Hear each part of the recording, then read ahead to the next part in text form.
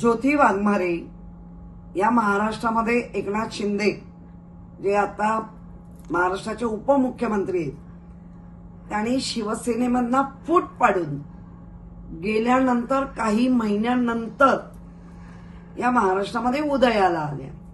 तोपर्यंत यांचं महाराष्ट्रात अस्तित्व नव्हतं. खासदारकी मिळवली ती एकनाथ शिंदे साहेबांनी दिली लखला. परंतु ज्या पद्धतीने स्वभाव दर्शन केले, कोणाला उद्धवजींना रामन,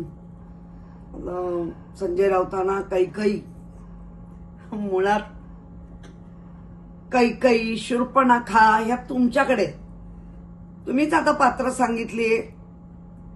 कैकईचा सोडा, पण शूर्पणखा कोण आहे या महाराष्ट्राची ती आता लोकांना तुम्हीच तुमचं वर्णन करून सांगितलंय.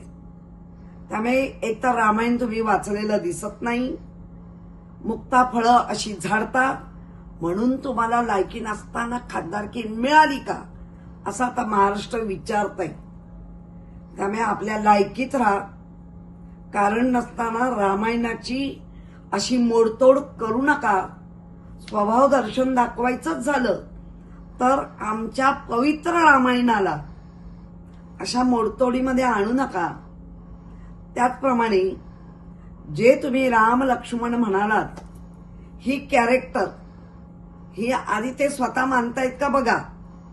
कारण इथे महाराष्ट्रात नाही देशात मोठा भाऊ हा भाजप मानायला लागलाय आणि तिथूनच खरी दुही माजली आणि तिथूनच खरी भांडणं चालू झाली.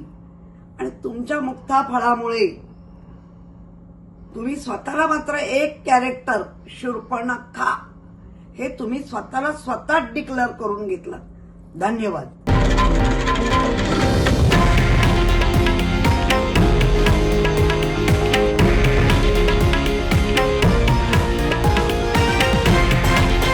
हे आहे देशातील नंबर 1 न्यूज नेटवर्क आणि आपण पाहत आहात TV9 मराठी, एकमेव.